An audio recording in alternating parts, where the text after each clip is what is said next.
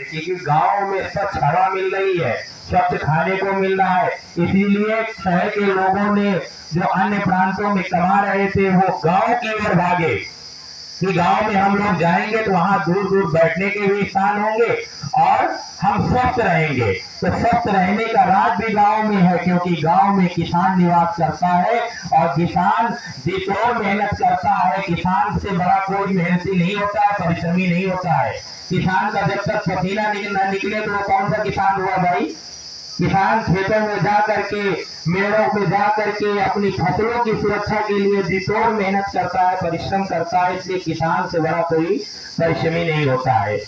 ऐसे ही किसान जो बहुत ही परिश्रमी है, इस उम्र में भी खेतों में बहुत ही मेहनत करते हैं। अभी गन्ना की फसल एक दिन जल गई थी, जब हमको जानकारी मिली, हमने दादा से कल बात किया कि आप यहाँ कटहल रोक लेते आना, क्योंकि कटहल में तो यूरिया डीएपी डाली नहीं गई होगी। तो आज हमको एक कटहल बुलाए हैं। हम तो जब भी दादा से ऐसे मेलों में मिलते हैं तो कहते हैं कि कुछ न कुछ अपने खेती का उपहार स्वरूप हमें दीजिए।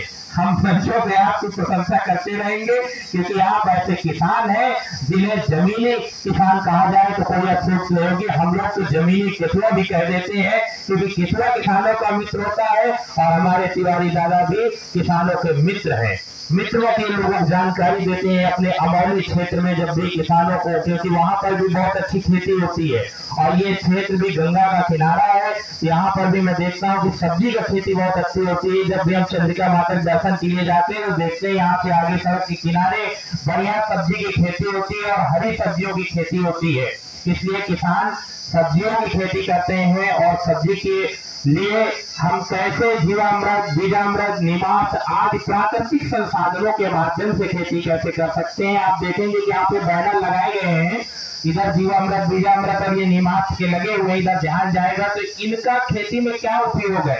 क्योंकि जो भावी पीढ़ी है अब वो खेती कर रही है तो उसके सामने यूरिया डीएपी और कीटनाशकों की उर्वरकों की दुकानें हैं। वहां हम खर भी निकाल करके जाते हैं और उसको दिखाते हैं दुकान वाले को और उससे कहते हैं कि इस खर का हमें कोई ऐसा इलाज बता दीजिए, कोई दवा दे दीजिए जिससे डालें तो खर खत्म हो जाए। अच्छा आप बताइए, आप तो धानों में निराई का काम भी खत्म हो रहा है, धीरे धीरे हो रहा है कि नहीं हो रहा है? क्यों हो रहा है? क्योंकि ऐसे ऐसे कीटनाशक आ गए हैं। हम